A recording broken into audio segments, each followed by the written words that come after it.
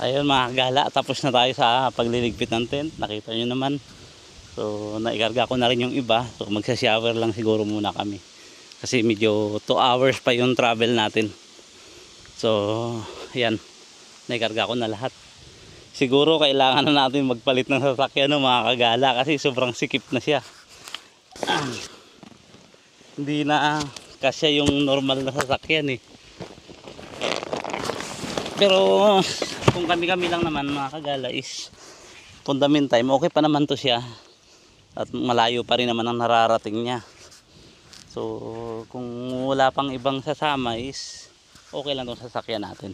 Pero pag once na may sumasama na sa ating family or medyo masikip na, so sana mapauso natin dito sa Pulan yung pagkakamping, no, katulad ng ginagawa ng mga Pilipino sa Canada. So medyo mahirap kasi yung ibang Pilipino magalayo yung mga destination namin. Like ng iba marami sa Wrocław, sa Poznan, sa Warsaw. Ako napakalayo ng lugar ko. Ito naman pinuntahan ko from sa city ko is nasa 2 hours to.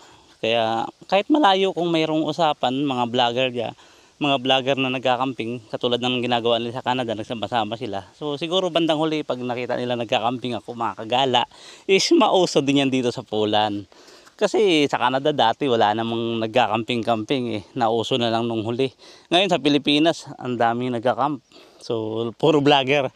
Lahat sa lahat, kanya-kanya silang vlog kung napapanood mo. Kasi kaya ako nag-camping kasi na-inspire ako sa mga vlogger at sa mga nagkakamping. Ang saya-saya nila. So ngayon, dati iniisip ko parang boring at saka parang nagpagod ka lang, ma-stress ka lang sa pagtatayo ng tent. Hindi pala mga kagala, iba palang nagiging kapalit nun, yung parang nasa ano ka, nare-release lahat ng stress mo sa buhay. Yung parang nabibuild up ka man lalo kasi pailes, isipan kung saan ka magpupunta, ganito, yung marerelax ka. Kita mo yung nature na sa paligid mo, yun ang number 1 sigurong nakaka-relax. Tapos wala kang iniisip, puro kakahuyan lang, huni ng ibon yung maririnig mo. So, ganito sa camping dito. So medyo hindi lang nagustuhan tong camping site na to. Kahit totally safe yung camping site, ang isang nakita kong problema dito mga kagala, yung siguro yung hotel may alagang aso, yung may-ari ng camping site, malaking aso.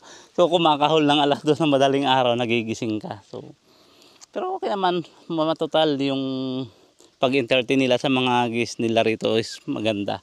Kasi pinayagan nga nila kami mag-extend na until 5 o'clock pa. Nang walang bayad walang bayad mga kagala. So sa ibang lugar yun, hindi pwede mag-extend nang walang bayad. So kailangan lagi may kapalit na pera. So bagay mababait naman talaga mga pulis. So maliligo muna.